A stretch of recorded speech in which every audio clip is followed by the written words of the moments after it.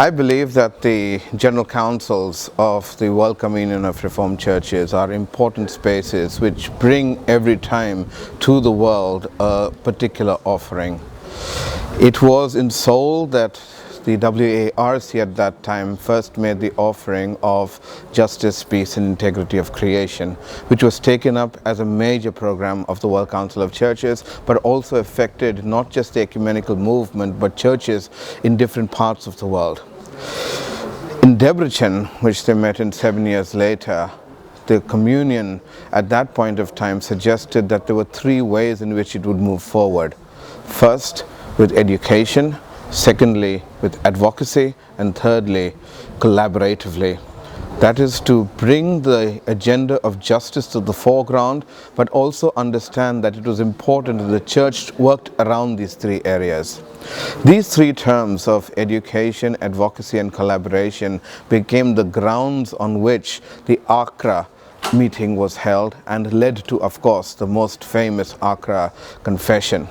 The Accra Confession also made another very, very important move as far as the ecumenical movement was concerned, in the sense that it made the offering of the term empire as a way of naming what was going on in the world.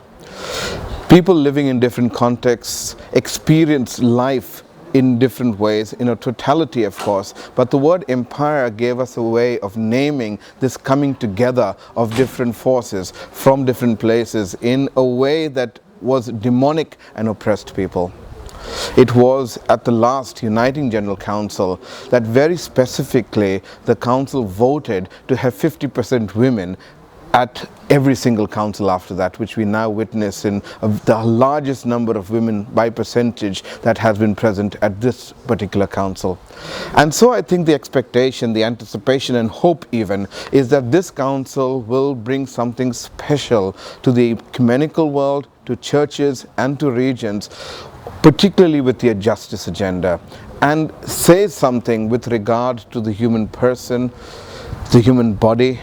and to the body politics of what is going to really be a necessary conversation that churches all over the world are going to have to address. And so it is with this hope really that we enter into this council, and in a few minutes from now perhaps actually talk about how we are going to discern the justice process and what this will mean for the communion as well as the member churches.